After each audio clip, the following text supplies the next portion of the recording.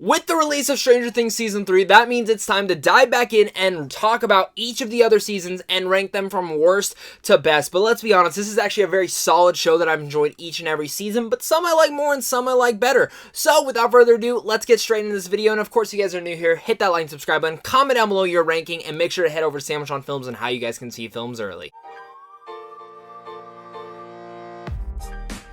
Coming in at my number 3 is going to be Stranger Things Season 2. Now, while not a bad season, this season just kind of got jocked down to the point of there's one episode in particular that really slowed the roll for the whole season. And while I'm actually in the minority and actually don't mind that episode of when it goes into Eleven's backstory and kind of meeting and opening up the world for a lot of more possibilities.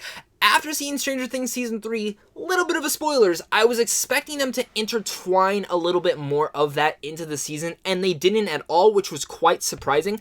I understand some of the elements they brought from there, but they didn't go into something that I thought they were going to bring in, like some of those characters they were going to bring over.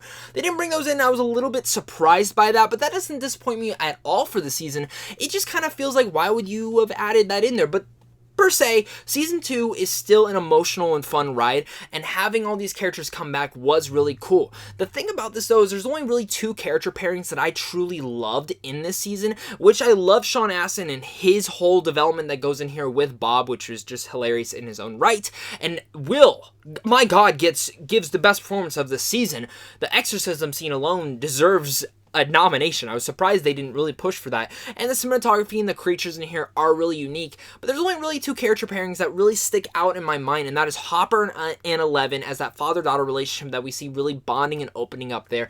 And of course, you have to talk about Steve and Dustin. Those are 2 of the strongest character pairings in the second season, and really one of the reasons that I really was captivated while watching it. It has that nostalgia, it has fun vibes to it, but overall it feels like the weakest season for me. To get any further into this ranking, guys, make sure that like and subscribe button, and make sure to comment down below again and let me know what your ranking is. I'm so curious to hear what yours is. And my number 2 is going to be Stranger Things Season 1.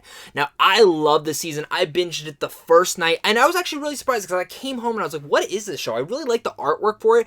Sat down, watched it, blown away to any moment. That opening scene when Will gets taken reminded me of a classic monster movie, of where just the mystery that kind of surrounded it, and I got Goonies vibes, I got classic monster vibes, I got Creature from the Black Lagoon vibes for some reason from the Demogorgon. There's so much fun in this first season, but also so much darkness and really mysteriousness around it. Since it was the first season, you didn't really know what was to come. Now we kind of expect certain things and certain elements that might entail, but learning who Eleven was, learning the Mike and the team's group and all their relationship and how they're supposed to bond, and when they even find Eleven and the interactions that they have with one another opened up this world for such capabilities. I even remember, again, going back to that mystery part, when the first season ended, everyone thought, oh, this could just end and it could be an anthology series, but it turned out not to be, and I thought that was the best route they could have possibly gone.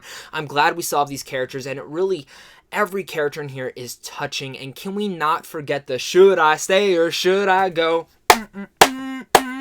But coming in at my number 1 is the brand new Stranger Things season, Stranger Things Season 3.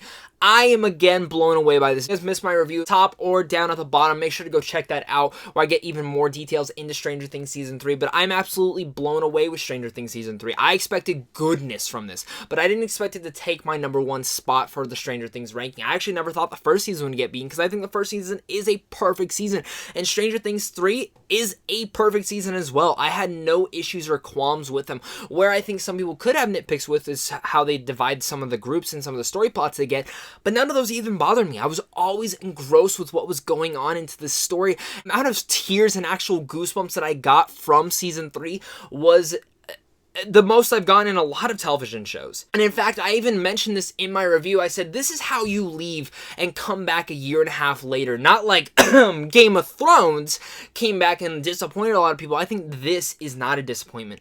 It revs up the action. It revs up the horror. It brings in Terminator, The Thing, and Dawn of the Dead feelings and nostalgic tones to it, while not getting in the way of the story that's being told. I get so giddy when that theme pops up, but I'm also so enwrapped wrapped around these characters and everything that's happening with them. The character developments, the slow pacing that they kind of took throughout the first episodes and really showed us where it was going, and all the love in the air, all the situations, seeing the kids hang out, that is what I wanted from this.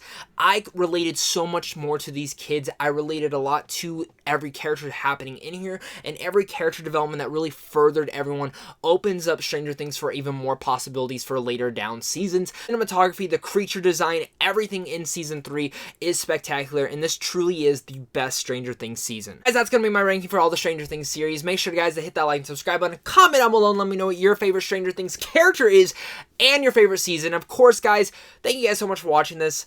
Can't wait to catch you guys soon. So, until next time, stay strange.